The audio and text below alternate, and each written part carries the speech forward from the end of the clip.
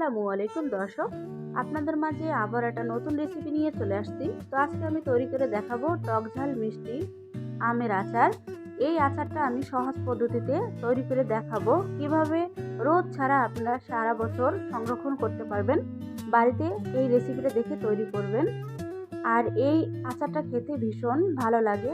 শেষ পর্যন্ত দেখার অনুরোধ রইল।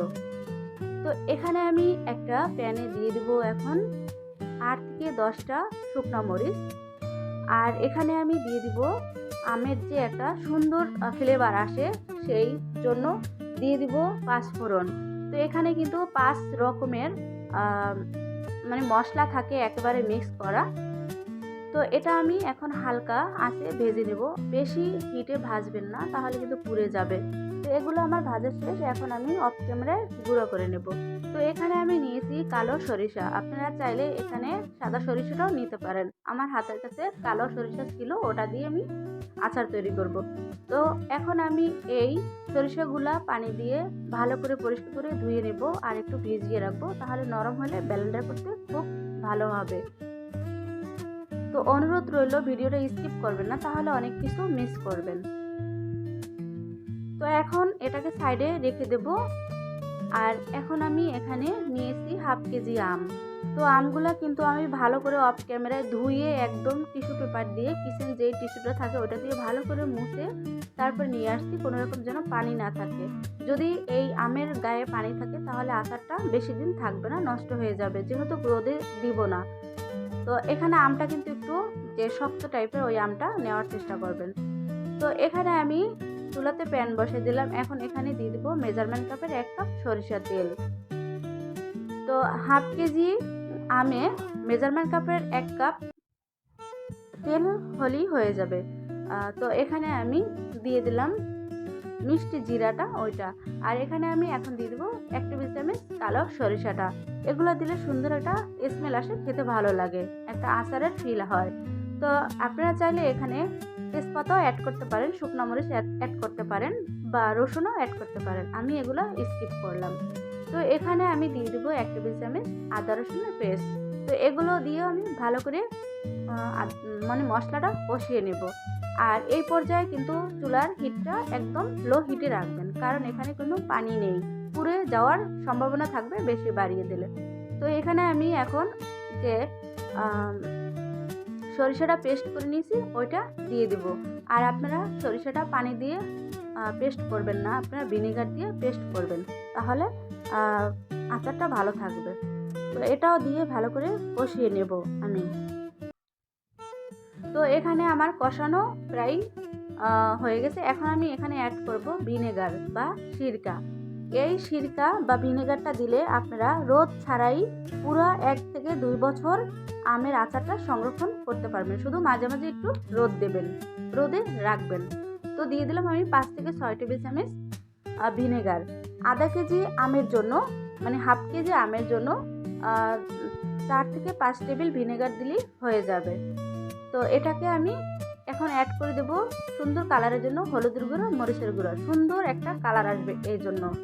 আর আমি আপনাদেরকে অল্প আচার করে দেখিয়ে দিলাম, কারণ বেশি আচার করাটা সম্ভব না এখন ভিডিও করার, মানে ভিডিওর জন্য আপনারা বুঝে নেবেন, আপনাদের যা লাগে তাই আচারটা করবেন, অসুবিধা নেই।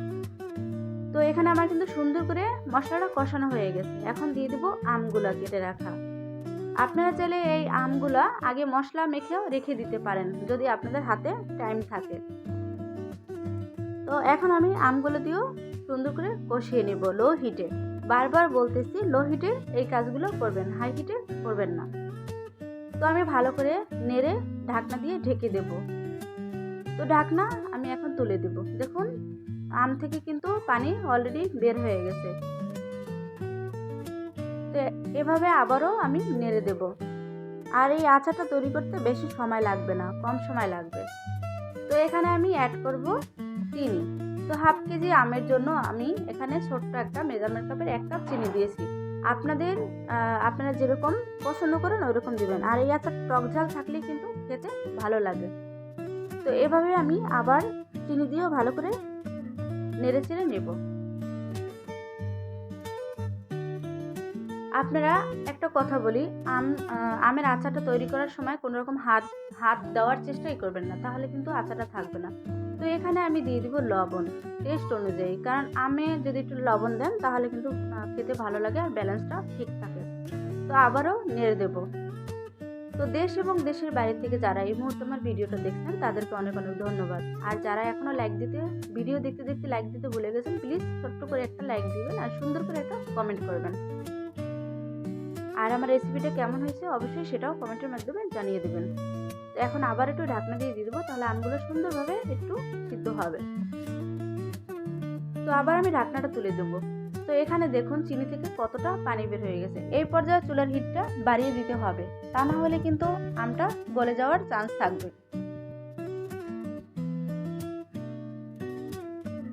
তো অলরেডি কিন্তু আমগুলো কিন্তু 80%-এর বেশি সিদ্ধ হয়ে গেছে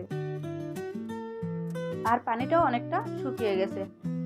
তো এখানে আমি দিয়ে দেবো চিলি ফ্লেক্স, মানে আমি যেই মরিচটা মানে শুকনো মরিচটা ভেজে নিয়েছি ওই মরিচটা আমি গুঁড়ো করে দিয়েছি। আপনারা ঝালের পরিমাণটা আপনাদের ইচ্ছে মতো নিয়ে নেবেন। তো এখানে দিয়ে দেবো 5 থেকে 6 টেবিল চামচ যে পাঁচফোড়নটা গুঁড়ো করে রেখেছি ওটা দিয়ে দিলাম। এটাই আমের মানে যে কোনো আচার একটা সুন্দর ফ্লেভার চলে আসে এই মশলাটায়। তো এভাবে আমি ভালো করে একটু নেড়ে চেড়ে নেব। আর প্রায় আমার আচারটা কিন্তু হয়ে গেছে। দেখুন আমগুলো কিন্তু একদম সেদ্ধ হয়ে গেছে, আপনাদেরকে একটু দেখিয়ে দিলাম। আর এই আমগুলো যদি আপনারা একদম জোরে মানে নাড়তে চান তাহলে কিন্তু ভেঙে যাবে, আস্তে আস্তে থাকবে না। এই পর্যায়ে একদম কোনো নাড়াচাড়াই বেশি একটা করবেন না, আলতো হাতে নাড়া দেওয়ার চেষ্টা করবেন, তা না হলে আমগুলো কিন্তু গলে যাবে। তো নতুন বন্ধুরা যারা আমার ভিডিওটা দেখছো এখনও লাইক শেয়ার সাবস্ক্রাইব করো না, প্লিজ সাবস্ক্রাইব করে বেল আইকনটা প্রেস করে দিবে, তাহলে আমার ভিডিও ছাড়ার সাথে সাথে আপনারা প্রথমেই দেখতে পারবেন।